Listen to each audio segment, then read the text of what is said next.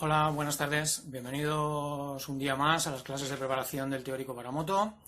Nos vemos aquí, como sabéis, todos los días de 5 a 5 y media aproximadamente para ir, desgranando los temas que vemos. Tenéis que preparar para la parte específica permisos A1 y A2, ¿vale? Recordar además que si no lo veis en directo, por cualquier circunstancia, podéis seguir las clases a través de Instagram, YouTube o Facebook de las cuentas del RAC, ¿vale? Ya sabéis que me llamo Javi y estaré aquí para atender cualquier duda también, cualquier consulta que me queráis hacer, ¿vale? Vamos ya por el tema 11.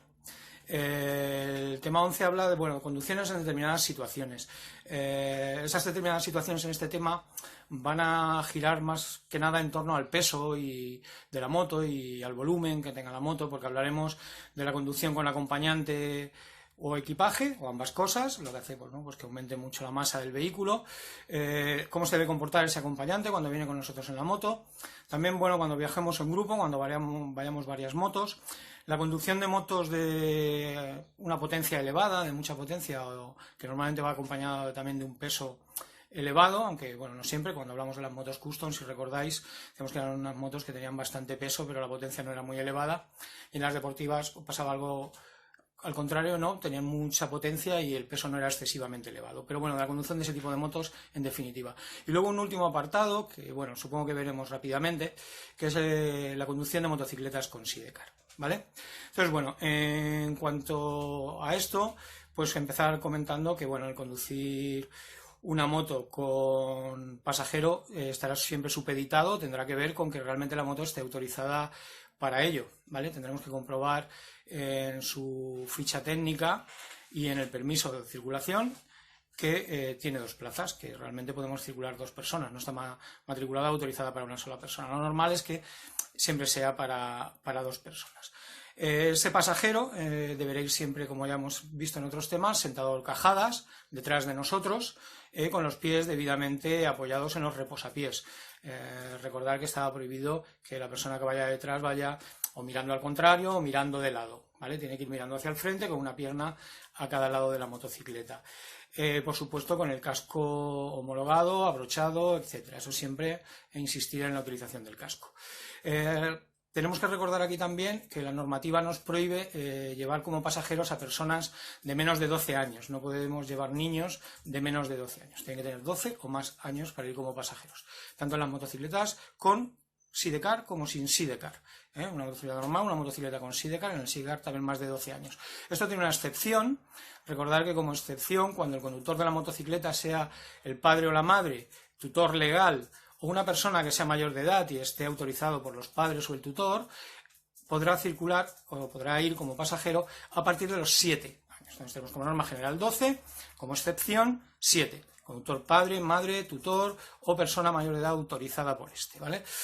Un detalle, recordar que en las bicicletas, me salgo un poco de tema, pero en las bicicletas podemos llevar a un niño en una silla debidamente homologada hasta los 7 años, ¿vale? Eso nos puede servir como referencia. En bicicleta hasta los 7, a partir de los 7 puede ir en la moto, insisto, como excepción, y como norma general a partir de los 12, ¿vale? El siguiente punto, nos sigue hablando de la preparación específica que necesitará la moto para, si vamos a llevar un pasajero o mucho equipaje. Habrá que tener ciertas cosas en cuenta. Quizás la primera que deberíamos ver a la hora de preparación de la moto es el tema de suspensiones. Obviamente, al llevar mucho más peso, la moto bajará, ¿no?, por la masa que le hemos puesto encima, y las suspensiones empezarán a trabajar de otra forma. Como vimos en el tema de mecánica, la dureza realmente la podemos cambiar cambiando muelles, que si vamos a viajar siempre con pasajero o siempre con mucho peso, pues es una opción poner un tarado de muelles más duro.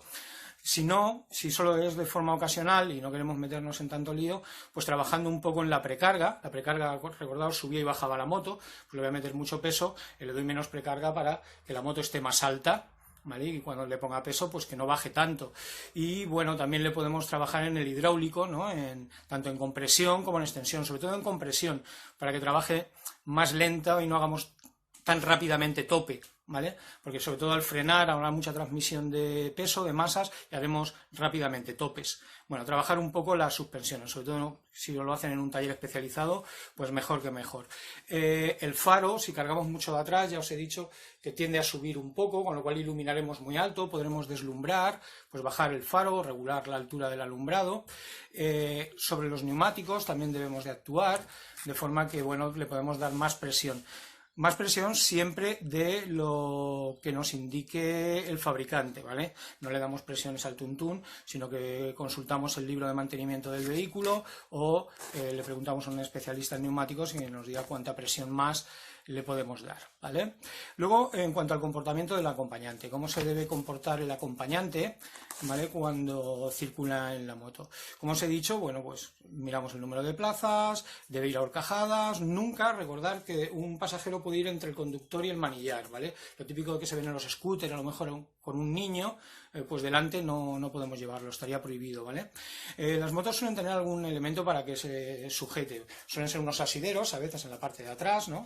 Se puede sujetar en los laterales, o si no, bueno, una forma habitual es pues acoplarse al piloto, ¿no? Echarse hacia adelante, apoyar un poco el cuerpo en el piloto, incluso abrazarle de la cintura, con lo cual, bueno, pues acompasaremos además muy bien nuestros movimientos como pasajeros a los movimientos del piloto.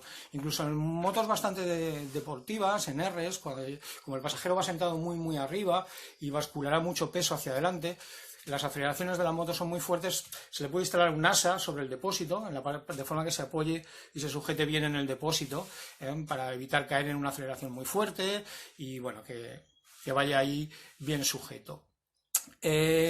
Lo normal es que el pasajero vaya mirando por alguno de por encima del hombro del piloto, ¿vale?, de la persona que conduce. Si va justo detrás de él, cabeza con cabeza, pues en las frenadas es el típico choque de casco, ¿no?, cuando frena. Entonces, si miras por un lado, evitas eso. Además, al mirar por un lado, pues el copiloto, el pasajero, va más pendiente de la carretera, va más pendiente de la vía, y ante cualquier imprevisto, que vaya a haber una frenada muy fuerte o una curva, ya se puede ir preparando y puede ir tomando, bueno, pues medidas para que no le sorprenda ninguna situación del tráfico, el mirar siempre por encima del piloto, ¿vale?, del que conduce en este caso. Aparte, bueno, si nos pegamos un poquito también al de delante, como hemos dicho que he hecho sobre él y le abrazo un poquito, evito turbulencias de aire, ¿vale?, que se generen turbulencias que nos puedan mover. Si el piloto se mueve mucho, pues nos desequilibrará.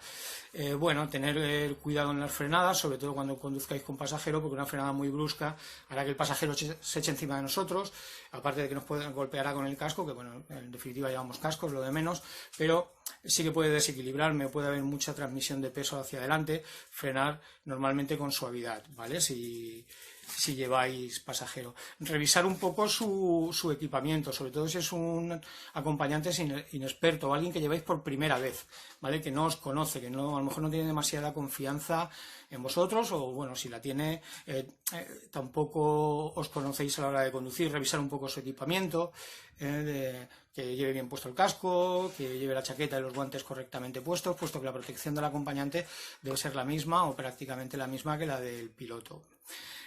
Más cositas. Bueno, la comunicación en estos casos es muy importante, ¿vale? Y no me refiero solo a la comunicación por un intercomunicador, ¿vale?, de los que existen en el mercado, que, como ya os dije, son legales, ilegales, ahí hay mucha discrepancia, seguimos siempre en la discusión, pero, como os comenté, suele haber denuncias. Es verdad que si luego se recurren, suelen dar la razón al motorista, pero los intercomunicadores, como llevamos unos altavoces en el casco, los agentes entienden que son reproductores de sonido y nos sancionan. Comunicación, me refiero a, por ejemplo, cuando subes y bajas de la moto, ¿no? Decirle, oye, voy a subir, voy a bajar, o un toquecito en el hombro para indicarte que va a bajar, que va a subir. Es muy común que baje sin avisarte o bascule mucho peso en un lado a la hora de bajar, te desequilibre y vayamos al suelo. Una caída tonta en parado, pero que, bueno, puede tener consecuencias, ¿vale? Entonces, bueno, eso tenerlo en cuenta. Comportamiento durante la marcha, pues bueno, como os decía, tenemos más peso a la hora de inclinar. si lo hacemos con violencia, la moto caerá mucho más rápido porque tiene más masa y a la hora de levantarnos, pues también costará un poco más a la hora de enderezar. En los adelantamientos, en otras situaciones, tendremos una menor aceleración, porque llevamos una mayor masa que desplazar, entonces la capacidad de aceleración será menor. Cuidado cuando adelantemos, porque no acelerará igual que cuando vamos solos. Difícil frenar, ¿vale? Las ruedas se bloquearán menos. Al llevar más peso atrás, ¿vale? La moto tiene más apoyo positivo, que le llamábamos, y entonces será más difícil bloquear la rueda trasera, porque tiene más rozamiento con el suelo, y entonces pues será mucho más difícil bloquearlo. Respecto a esto, recordar lo que hablamos de la masa máxima autorizada del vehículo, que figura en la ficha técnica y en el permiso de circulación. Nunca debemos rebasar la masa máxima autorizada, ¿vale? De forma que, bueno, ¿cómo sabemos cuánto peso podemos llevar? Pues cogeremos la masa máxima autorizada, que figura en permiso de circulación y tarjeta técnica, como os he dicho, le restaremos la tara o peso vacío del vehículo, que también está en la ficha técnica, y tendremos lo máximo que podemos de cargar. Ahí tendremos que quitar el peso del piloto, y lo que nos reste pues será el peso para el acompañante y el equipaje. Si en algún momento lo sobrepasásemos, pues habrá que llevar menos equipaje o no llevar a ninguna persona más, ¿vale? Sobre el equipaje que os estoy hablando, pues bueno, realmente en una moto nos podríamos sorprender de la cantidad de equipaje, la cantidad de cosas que podemos llevar. Algunas personas, bueno, entre las que me incluyo, pues ya nos vamos de vacaciones con la moto, vamos 15-20 días y llevamos incluso material de acampada. Lo que hay que tener en cuenta es distribuirlo bien, ¿vale? Porque, como os he dicho siempre, los pesos, las masas afectan mucho al comportamiento de la moto. Forma de llevar, cómo distribuimos ese equipaje para que influya lo menos posible en la conducción o la conducción no sea mucho más fácil. Pues hay diferentes formas de hacerlo. Una de las cosas que es importante que tengamos en cuenta es intentar no elevar demasiado el centro de gravedad. Cuando el centro de gravedad de la moto está bajo, su comportamiento es más neutro, es más fácil de manejar y tendrá un mejor aplomo, sobre todo, bueno, para determinado tipo de conducción. A lo mejor en motos de campo tener el centro de gravedad un poquito más alto no es tan importante a la hora de mover rápidamente la moto de un lado al otro. Pero bueno, como os digo, tenerlo en cuenta. ¿Qué elementos de los que nos habla aquí? Pues bueno, nos habla de la bolsa de depósito. Si sabéis que existen unas bolsas que se colocan sobre el depósito, hay diferentes formas de anclarlas, mediante imanes, mediante correas o mediante algún elemento similar, ¿vale? Y bueno, es un buen sitio para llevar objetos que tengamos que tener a mano, ¿no? Pues la documentación, por si no la piden, la funda del GPS, unas gafas de repuesto, si usamos gafas, elementos que sea fácil tener a mano, ¿no? Porque al tenerlas en el depósito no hace falta bajarse de la moto pues para cogerlas en un momento dado cuando sea necesario, tarjetas de crédito para pagar en los peajes de las autopistas, etcétera, etcétera. No importa llevar cosas con peso ahí, porque ahí en el centro de la moto aproximadamente, sobre el depósito, no varía mucho el centro de gravedad. Aunque también es verdad que no podemos llevar muchas cosas porque no debe molestarnos, no debe interferir en el manejo de la moto. Entonces, bueno, si fuese una bolsa muy alta, aparte que nos impediría ir hacia adelante, nos podría dificultar el manejo, ¿no? Una cosita, un detallito sobre esto que se nos suele pasar, cuando compréis o tengáis una bolsa de depósito, no olvidar que está sobre el depósito, sobre la boca de llenado normalmente, en alguna moto no, pero normalmente sí, y cada vez que tengamos que echar gasolina habrá que ponerla y quitarla. Por tanto, la autonomía de una moto suele rondar los 200 kilómetros, de 200 a 300, o algunas motos menos, de 200, depende del tipo de moto, pero habrá que quitar bolsa de depósito. Es una cosa a tener en cuenta, ¿vale? Y bueno, las de imanes, cuidado con las tarjetas de crédito, porque la banda magnética se estropea con el imán de la bolsa. Vale, sobre las maletas laterales, muchas motos llevan como opción, o el propio fabricante nos puede proporcionar maletas laterales, y si no, pues hay muchos fabricantes que nos dan maletas laterales.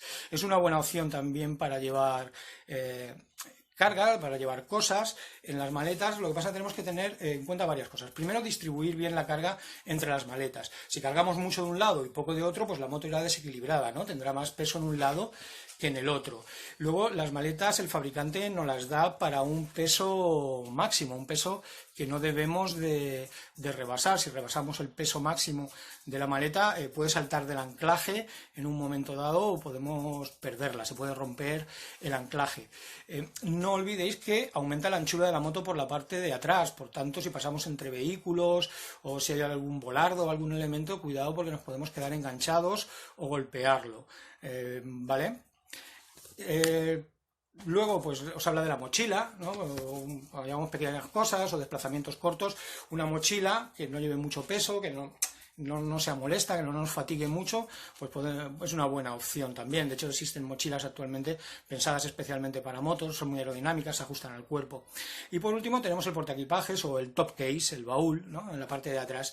Es una buena opción, también lo utilizamos mucho. Pero ahí es conveniente que no pongáis cosas de mucho peso. Pensad que está atrás y elevado. Por tanto, si ponemos cosas que lleven mucho peso, levantarán la moto de adelante. Ya os lo he dicho varias veces, lo he referido, tendremos poco aplomo en la rueda delantera y podemos tener problemas con la direccionabilidad. Aparte, la moto puede tener oscilaciones, sobre el eje de deriva, se puede mover la moto y darnos problemas. Es importante que si vamos a hacer un viaje muy largo y vamos a ir muy cargados y con pasajero y no tenemos experiencia, hagamos como una pequeña prueba, salgamos pues un fin de semana totalmente cargados, con todo el equipaje que vamos a llevar, con la persona que nos va a acompañar. Así nosotros nos acostumbramos a ese peso y el acompañante también pues se acostumbra al comportamiento de la moto en esas circunstancias. Podemos ver fallos en el anclaje de las maletas o del equipaje y bueno, y resolverlo, ¿vale? Si la moto vemos que oscila mucho, las fluctuaciones que os dice, tiende a balancearse de un lado a otro, ¿vale? Suele ser de la parte delantera, la horquilla suele fluctuar mucho, eso es porque la carga suele estar mal equilibrada. Tenemos demasiada carga atrás o mucha carga en un lado y hay oscilaciones. Si os ocurre en un momento dado, no os asustéis, el pánico en estas situaciones no nos lleva a buen lugar, siempre es dejar de acelerar, incluso coger el embrague y dejar que la moto vaya perdiendo velocidad. Si veis que tenéis que frenar, hacerlo con suavidad. Con una moto inestable, una moto que se mueve, no podemos frenar fuerte porque la moto se desequilibrará todavía más y podremos tener algún problema, ¿vale? Bueno, eso, algunos consejos sobre cómo llevar la carga o cómo ir con pasajero, ¿vale? Respecto al pasajero, que no sé si os lo he comentado, lo de la comunicación, que sí que os lo he dicho, ¿vale? Que decirle, ya según vuestro estilo de conducción, que os acompañe siempre con el cuerpo, que no haga movimientos contrarios, sobre todo que no se mueva en dirección contraria cuando gestionéis curvas. Es muy habitual, sobre todo pasajeros que tienen miedo, que cuando te inclinas mucho en una curva a la derecha, él tiende a levantar a la izquierda por ese miedo y hará que no puedas negociar la curva y te podrá poner en un problema, ¿vale? Entonces, pues bueno, no correr desde un principio, ir poco a poco, a baja velocidad al principio, hasta que el pasajero tenga cierta confianza, ¿vale? En cuanto a lo de circular en grupo, ¿no? Salir en grupo realmente puede ser muy divertido. Ir amigos, ir gente de viaje o una salida dominical, pero es muy importante que tengamos algunas normas muy claras cuando circulamos en grupo. Primero, que los grupos no deben ser muy grandes, no deben ser mucha gente en la que circulemos junta, porque bueno, será muy difícil de controlar. Si somos mucha gente, habrá que dividir el grupo en varias secciones, de los que van en dos subgrupos. Saber el itinerario todos, poner puntos intermedios para quedar y reagruparnos, pero luego volver a dividir el grupo. En la cabeza de grupo, siempre delante, debe ir la persona, digamos, más experimentada, que mejor conozca el itinerario, sobre todo si vais a viajar, que mejor sepa la ruta, que mejor sepa interpretar, bueno, el GPS si lleva programada la ruta en el GPS. Aparte, podrá moldar la velocidad a todos los ritmos. Entonces, el que tiene más experiencia, mejor conoce la ruta, adelante. Inmediatamente detrás de él debe ir la gente más inexperta y que tenga las motos de menos potencia, que menos corran. Esa gente muchas veces tiende a ponerse muy atrás, como corren poco, tienen poca experiencia, se van hacia atrás en el grupo y es un error, porque los de delante van más deprisa, ellos no los pueden seguir y tienden a aumentar el ritmo por encima de sus posibilidades, poniéndose en peligro, que es algo que no deben de hacer nunca, y la gente que va adelante, esa persona experta que va el primero, no los controla, no los puede ver porque van muy lejos. Si los lleva inmediatamente detrás, el cabeza de grupo, el líder, puede amoldar el ritmo a esa persona menos inexperta, de forma que va a ir más cómodamente. Establecer las posiciones y no variarlas, el que vaya al segundo que vaya a ser el segundo, el que vaya al cuarto siempre el cuarto, porque es muy fácil controlarlos los unos a los otros. El último de grupo, quien cierra, debe ser también una persona experta, ¿vale? Alguien que tenga bastante experiencia en la conducción, porque en un momento dado puede dar un tirón adelante si ha habido un problema en los decía, los que van en la retaguardia, los que van atrás, ¿vale? Si hay un problema, como el que va atrás es experto, lleva una moto potente, puede llegar delante y enlazar con ellos.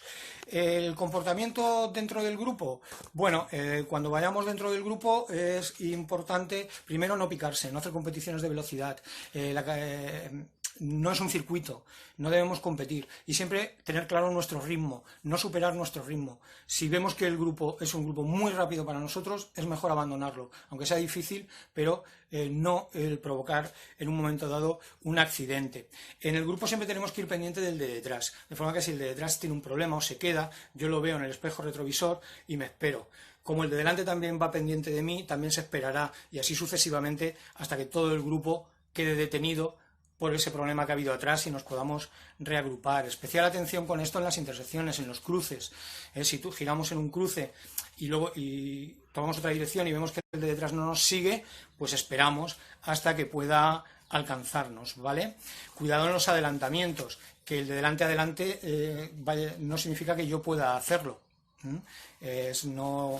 No es sinónimo de que yo pueda también adelantar porque el de delante lo haga, ¿vale?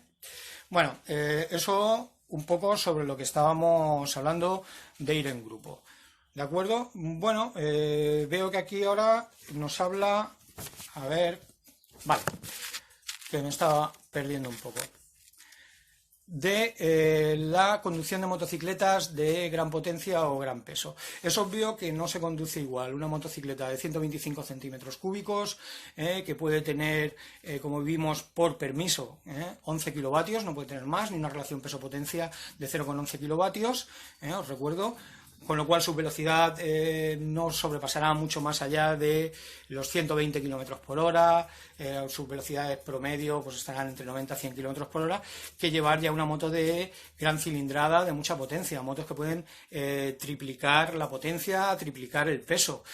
Hoy en día es posible comprarse una moto de 215 caballos que pesa 167 kilos, ¿no? Una ultraliviera. Una Ducati Ultraliviera era 1299, hablamos de 215 caballos, 167 kilos, una moto de circuito puesta en la calle, pero nos podemos ir a una Maxi Trail, a una GS de 130 caballos con 149 kilos. Las aceleraciones son muy fuertes, ¿vale? Hay que tener una determinada técnica y unas condiciones físicas adecuadas para conducir esa moto. No podemos conducirla y ya está, ¿no? Hay que tener una buena preparación, una experiencia y haber hecho, por eso se establecen los permisos progresivos A1, A2, A, para adquirir esa potencia, ¿vale? Bueno, tener en cuenta que la potencia sin control, como decía aquel anuncio, no sirve de nada. Acelerar siempre con suavidad, progresivamente, con cuidado, sobre todo las transmisiones, cadenas cardan van a sufrir mucho. Tenemos que acostumbrarnos al peso, por eso los ejercicios que hablábamos ayer, de moverla en parado, delante y detrás, de hacer algún movimiento, ¿vale? Para, bueno, el hacernos con ella, hacernos a su comportamiento.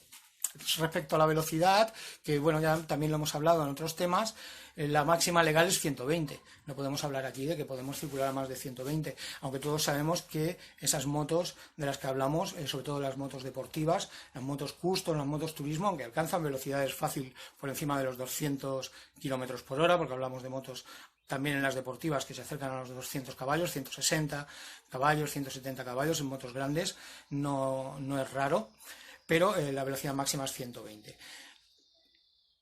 Si fuesen ya esas velocidades o velocidades superiores, las frenadas pues se van a ver muy comprometidas. Recordar siempre lo que hablamos ayer de distancia de reacción, distancia de frenado y distancia de detención. Recordar, la distancia de detención era la suma de la distancia recorrida durante el tiempo de reacción, lo que recorría en un segundo aproximadamente, ¿vale? Decíamos que a 120 eran unos 33 metros aproximadamente, más la distancia de frenado.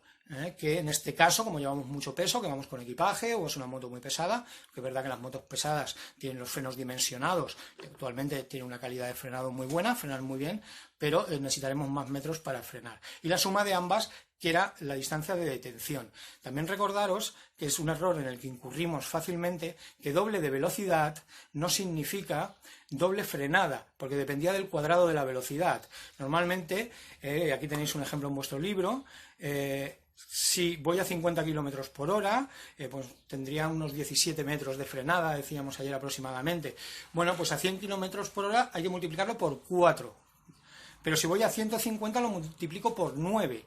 Porque siempre la velocidad hay que ir elevándola al cuadrado aproximadamente.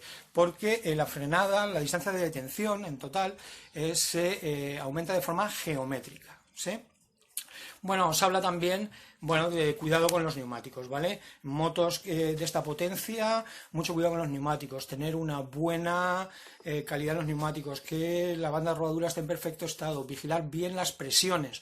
Cuando circulamos a alta velocidad es fácil que haya pérdidas de aire, ¿vale? Sobre todo en las ruedas que no llevan cámara, estas pierden el aire más fácilmente que las que llevan cámara, aunque os insisto que son más seguras para ir a alta velocidad porque tienen un menor desgaste, son más estables las que no llevan, ¿vale? Las radiales y que no llevan cámara, pero pueden perder aire por golpes en juntas de asfalto, o la fuerza centrífuga del aire dentro de la rueda puede hacer que haya más presión sobre la válvula, y si no llevamos un tapón con una válvula de cierre adecuada podemos perder aire. Entonces, vigilar muy a menudo, ¿no? Semanalmente, incluso cada vez que salgáis con la moto, mirar que la presión es la adecuada.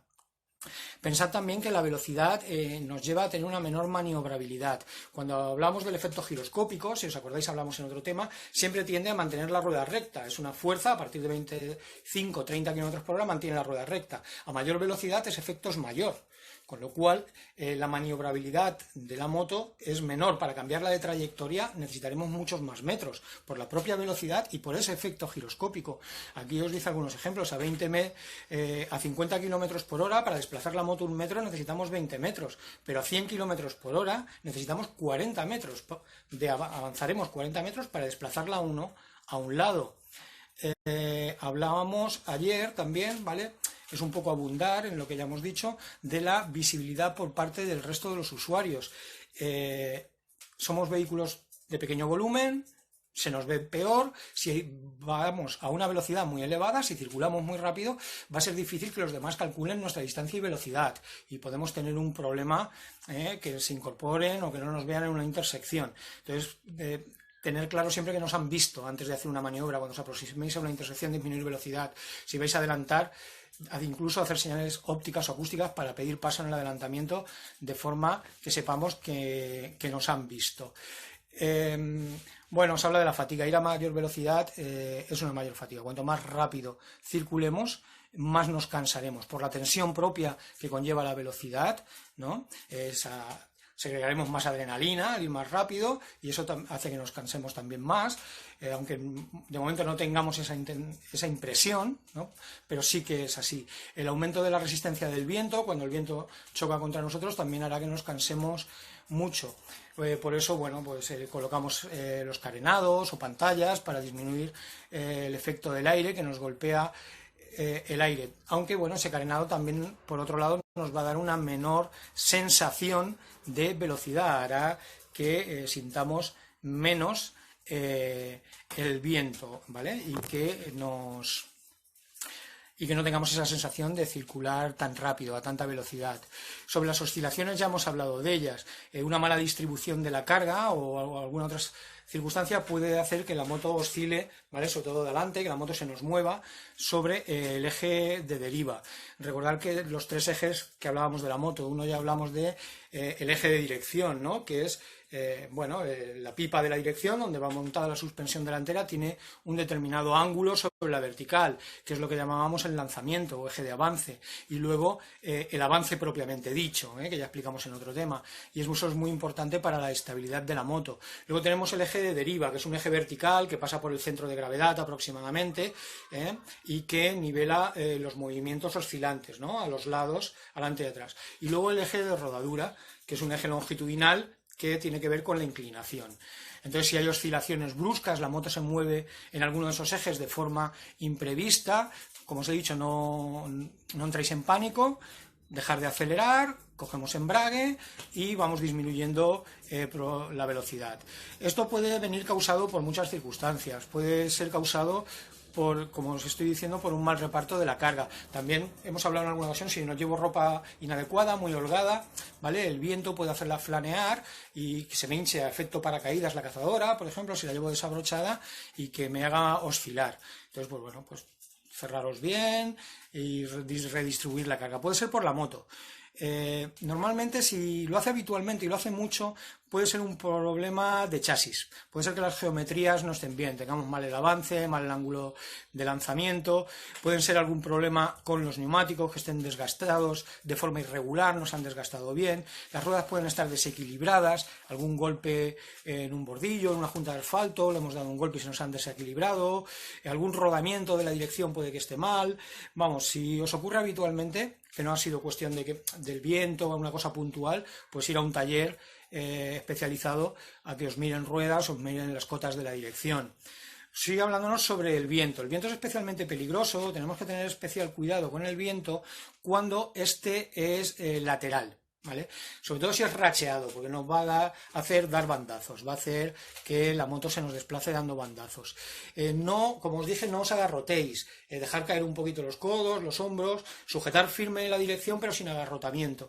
Es difícil que el viento se lleve 200 kilos de moto, aunque bueno, un viento muy, muy fuerte nos puede poner en dificultades. Lo que haremos será disminuir la velocidad, circular más lentamente, y circulando más lentamente, incluso bajar a una marcha inferior si el viento pues no nos permite mantener la velocidad adecuada. Fijaros en la señalización si hay alguna manga orientadora de viento que nos indique si realmente sopla viento y en qué dirección lo hace. Cuidado si viene de la izquierda o la derecha. Hablaremos cuando hablemos de condiciones adversas de este tema, pero por ejemplo cuando el viento viene de la izquierda es peligroso si te cruzas con un camión, por ejemplo un vehículo voluminoso que viene de frente, porque hace de pantalla y en ese momento tiras hacia el camión, ¿no? Y tú venía el viento de la izquierda y vas haciendo fuerza hacia la izquierda para que no te desviase. Al hacer el camión de pantalla tiras hacia allá. Cuando el viento es de la derecha es lo contrario, es cuando adelantas, porque vas haciendo fuerza contra el viento que viene de la derecha, entras al adelantamiento, el camión o el vehículo voluminoso hace de pantalla y tiras hacia él. Entonces, bueno, tendremos que vigilar ahí esa situación, ¿sí? Y bueno, con esto prácticamente yo daría por terminado el tema, porque os habla de la conducción de sidecares o de motos con sidecar. Y bueno, es muy extraño, en España se ven muy poquitas, ¿no? Hay muy pocas motos con sidecar, es muy raro verlas. En Europa, el resto de Europa, sobre todo en Centro Europa, se ven más, pero es extraño. Aquí el libro se habla de cuando el sidecar está a la derecha. Pensar que la conducción es totalmente distinta a una moto y no tiene nada que ver con la conducción de un coche. Es una técnica específica. Si vais a llevar una moto con sidecar, pues tener una preparación antes de salir a la calle, pues hacer algunos ejercicios con ella, rodar con ella. Por ejemplo, a la hora de iniciar marcha, solo empuja la moto. Bueno, hay algunas motos, como las Ural, habéis oído hablar de ellas, pues es una moto rusa, sí que lleva tracción al sidecar, la rueda del sidecar también tracciona, pero no es lo habitual. Entonces, como el sidecar no tracciona, solo tira la moto. El sidecar se queda anclado, con lo cual siempre al salir hay un movimiento hacia la derecha, ¿no? Hacia el sidecar, que lo tenemos en ese lado. Al frenar, al contrario, si la moto no lleva freno, habrá que diferenciar, o sea, si la moto siempre lleva freno, perdón, si el sidecar no lleva freno. Si el sidecar lleva freno, habrá que ver cómo es el reparto de frenada. Si frena mucho o frena por el sidecar. Si el sidecar frena menos que la moto, siempre tirará el sidecar hacia adelante y habrá un movimiento hacia la izquierda. Cuando el sidecar no lleva freno, yo freno la moto, pero el sidecar por inercia tiende a seguir, con lo cual siempre hay un movimiento hacia la izquierda, por tanto deberé girar un poco el manillar a la derecha cuando freno y irme hacia ese lado. En las tomas de curva pasa algo muy similar. Cuando yo tomo una curva a la derecha, ¿no?, la moto hace más camino que el sidecar. Con lo cual, aquí es una técnica similar a cuando vamos en moto, debemos mantener un poco la aceleración durante la curva, frenar bien, no entrar rápido nunca en una curva. Si entro muy rápido en una curva con una moto con sidecar, el sidecar, por fuerza centrífuga, si la curva es a la derecha, va a tender a seguir recto, ¿vale? Va a tender a irse afuera. Yo estoy girando a la derecha, como el sidecar va hacia afuera y va rígido con la moto, va a tender a levantarse y me va a hacer volcar. Con lo cual tendré que poner la dirección recta y echar mi peso a ese lado. Son técnicas muy específicas, ¿vale? Y bueno, si vais a llevar un sidecar, ya os digo, practicar con él no es ni como una moto ni como un turismo, es una técnica muy, muy específica. Y con esto pues daríamos por visto el tema, ¿de acuerdo? Mañana veremos, bueno, mañana no, que es sábado, perdonad, el lunes veremos el tema 12, de los 2 temas que nos quedan. Ya la semana que viene acabaremos temario, ya os comentaré qué haremos a partir de entonces y nos vemos.